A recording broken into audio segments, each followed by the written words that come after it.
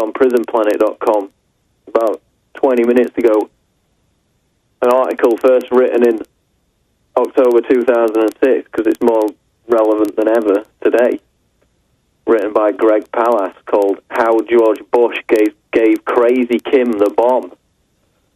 And it discusses the fact that before 9/11, and the memo was released after 9/11 by Greg Palast via BBC Newsnight, top-level U.S. intelligence agent told Palast and gave him documents proving it, that the FBI were issued by higher-ups a, quote, back-off directive, not only to people connected with the 9/11 Patsy hijackers, so their movements couldn't be traced. And W199I.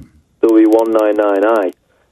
And also within W199I was an order to, quote, back off Khan Labs Pakistan the bomb. That's a direct quote out of the memo. Khan Labs Pakistan the bomb.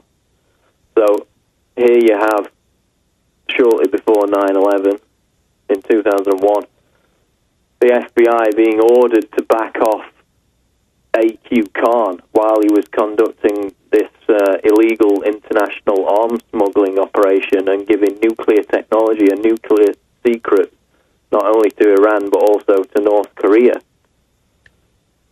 And it goes back even further than that, because as far back as 1975 and also again in 1983, Dr. A.Q. Khan kept coming and going out of Holland, which made the Dutch authorities deeply suspicious of what he was up to.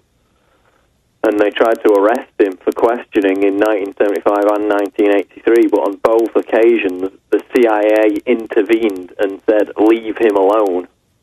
And the Dutch authorities were prevented from arresting A.Q. Khan.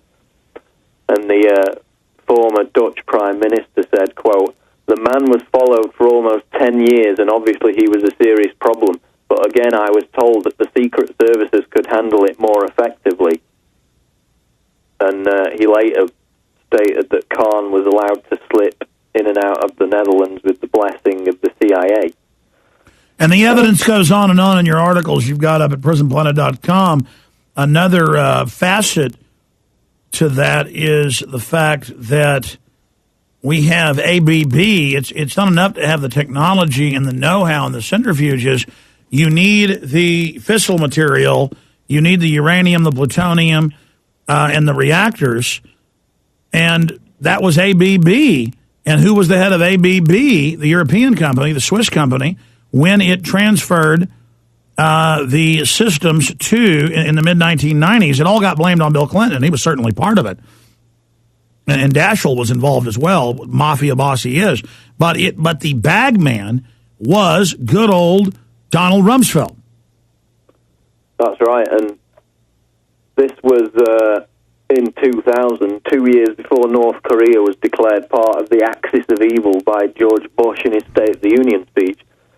Now, and then you've got Halliburton giving the nuke parts. You can't make this up. This is Associated Press. Halliburton goes, oh, well, we have a special allowance.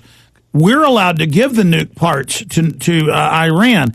I mean, folks, they're not patriots. They're here to suck you dry. The government doesn't care about you. They're a mafia. Go ahead. Yeah, Rumsfeld was asked about that in 2002 when it came out. And he basically said he just doesn't remember. But then he had people who were on the board of ABB with him. Rumsfeld was an executive director getting paid nearly $200,000 a year, who said that he directly lobbied other war hawks to get the deal done, to get the light water reactors sold to North Korea.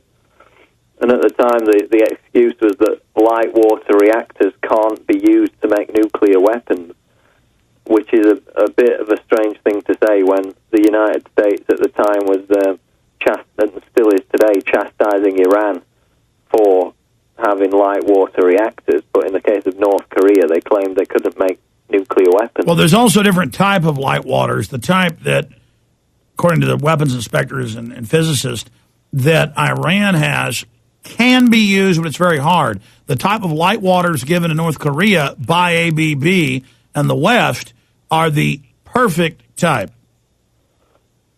Henry Sokolsky, I've quoted in the article, head of the Non-Proliferation Policy Education Center, said, light water reactors could be used to produce dozens of bombs worth of weapons-grade plutonium in both North Korea and Iran. This is true of all light water reactors. Then he said, these reactors are like all reactors. They have the potential to make weapons, so you might end up supplying the worst nuclear violator with the means to acquire the very weapons we're trying to prevent it from acquiring.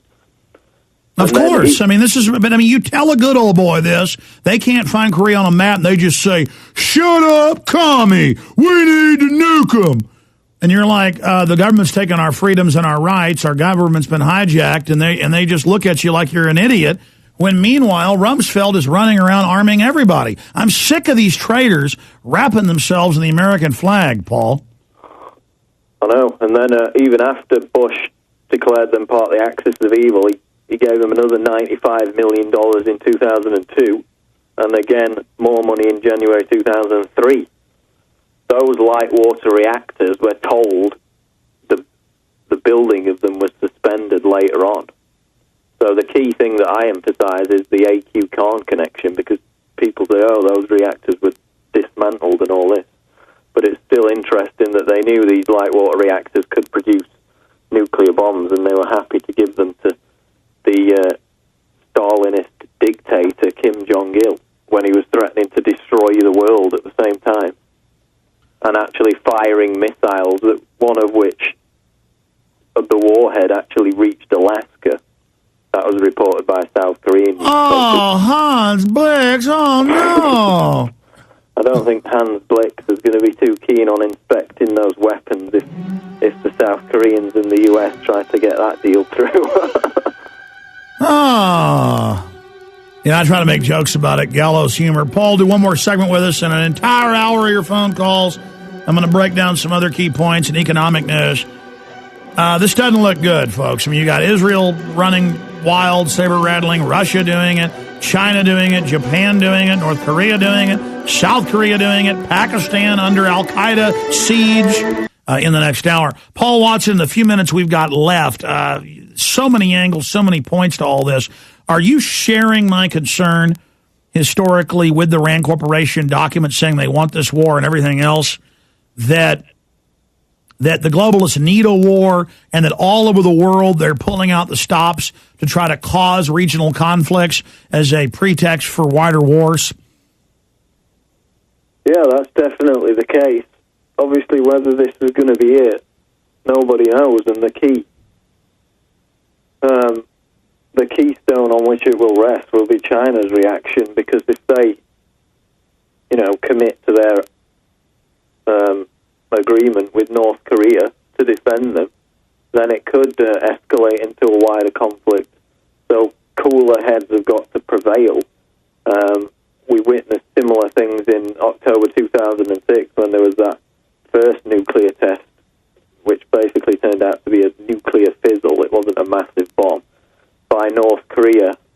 But I'm seeing much more saber rattling after this time around. So hopefully it's going to die down again, but with the U.S. military-industrial complex busy coddling and protecting the biggest arms dealers in the world, like the CIA asset AQ Khan, who sold North Korea its nuclear weapons and the know-how with how to construct them, then anything's possible.